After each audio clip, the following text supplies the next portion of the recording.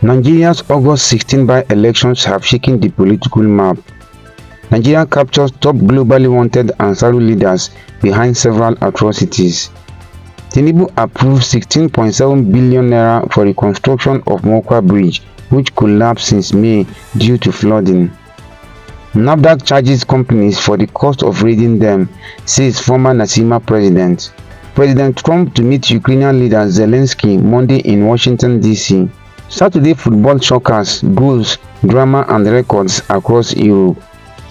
Summary of the news. Nigeria's August 16 by-elections have shaken the political map. Across the country, the APC held the upper hand, leading strongly in Edo, Kaduna and Adamawa, while the PDP managed to grab a slim edge in Ibadan North. In Anambra, the story was completely different.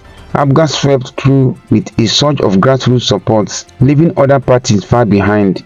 The elections were largely peaceful, though allegations of vote buying surfaced in Adamawa. Turnout varied widely, from very low numbers in Oyo to massive participation in parts of the north. In short, APC stays dominant, PDP gets a small consolation win, and APGA proves it's still a force in Anambra. Nigeria captured top globally wanted Ansaru leaders behind several atrocities. The National Security Advisor Nuhu Ribadu announced the capture of Ansaru's top leaders Abu Bara'a, the group's emir, and his deputy, Malam Mahmuda. These men have been on Nigeria's most wanted list for years, masterminding kidnappings, the 2022 Kuje prison break, and links to Al-Qaeda.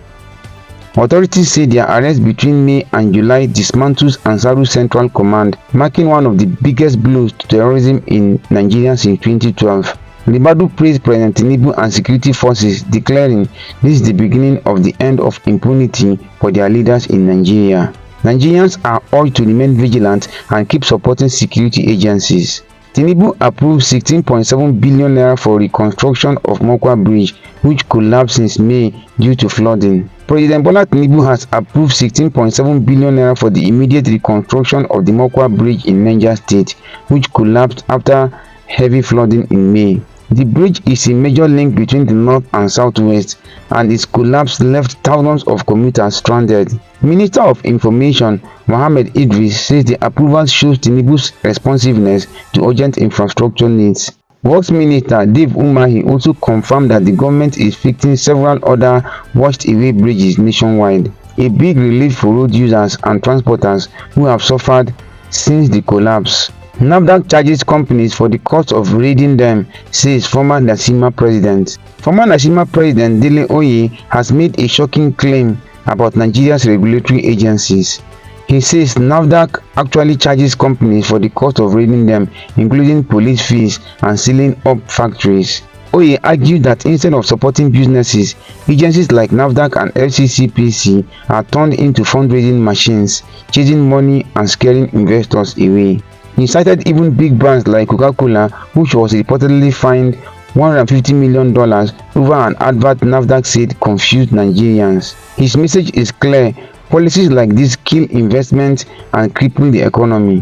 What do you think? Is regulation in Nigeria protecting consumers or just chasing revenue? President Trump to meet Ukrainian leader Zelenskyy Monday in Washington, D.C. President Volodymyr Zelenskyy says he's heading to Washington, D.C. on Monday to meet U.S. President Donald Trump. This comes right after Trump's high-stakes summit with Vladimir Putin in Alaska, where both leaders claimed progress but no ceasefire was announced. Zelenskyy says Trump updated him on the talks and even proposed a trilateral meeting between the US, Ukraine and Russia. European allies backed Trump's effort but stressed Ukraine must have ironclad security guarantees. Trump says the goal isn't just a ceasefire but a direct peace agreement to finally end the war. Do you think this meeting could actually bring peace? Saturday football shockers, goals, drama and records across Europe. What is Saturday of football across Europe? In England, Manchester City kicked off in style, smashing Wolves 4-0 with Haaland grabbing a brace. Sunderland announced their Premier League return in stunning fashion, sweeping past West Ham 3-0, while Tottenham looked sharp under new boss Thomas Frank, Richarlison netting twice in a comfortable win over Burnley. Brighton thought they had this sealed with a penalty, but Fulham struck late to snatch a point, and Aston Villa held Newcastle to a gritty goalless draw after going down to 10 men. Over in Spain, Barcelona dominated Mallorca 3-0. Valencia shared the spoils with Sociedad, while Alaves edged Levante.